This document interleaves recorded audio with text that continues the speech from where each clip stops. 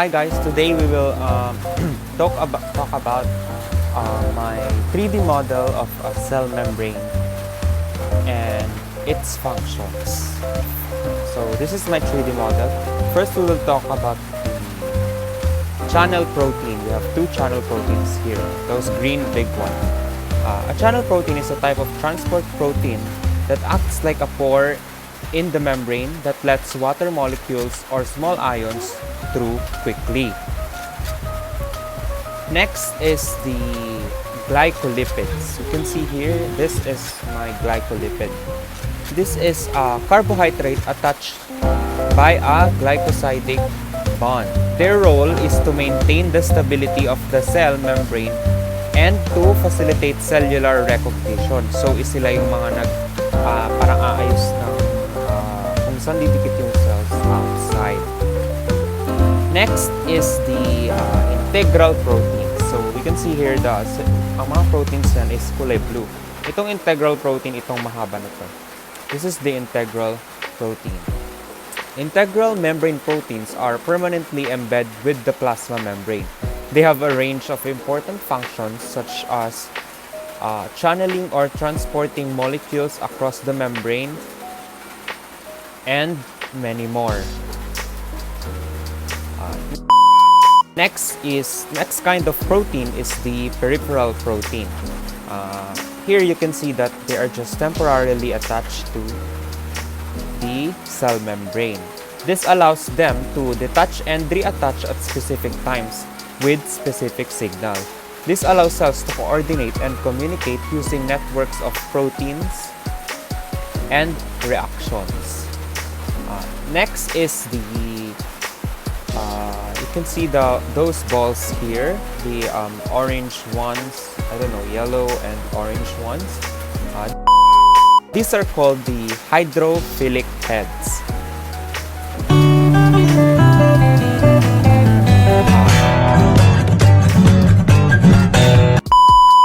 These hydrophilic heads of phospholipids in a membrane bilayer face outward, containing and aqueous fluid both inside and outside the cell. Since water is polar molecule, it readily forms electrostatic or charged interactions with the phospholipid heads.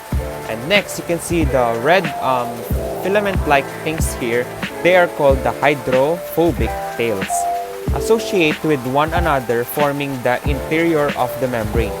The polar heads contact the fluid inside and outside of the cell. Small gases such as oxygen, carbon dioxide can easily pass through the membrane. Lipid-soluble substances can also pass through the phospholipids. Next is the filaments. You can see these are the filaments of the cytoskeleton. This yellow elongated clay here.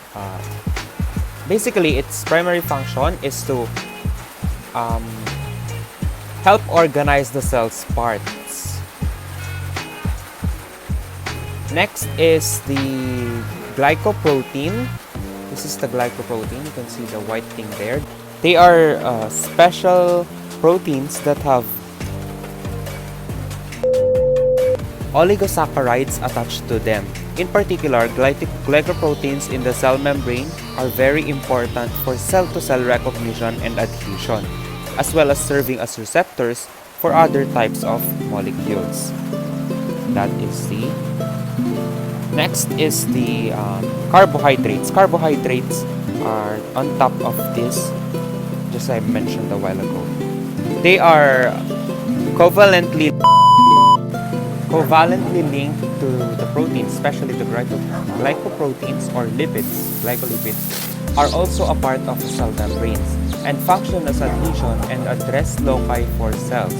The fluid mosaic model described the membrane as a fluid lipid bilayer with floating proteins and carbohydrates.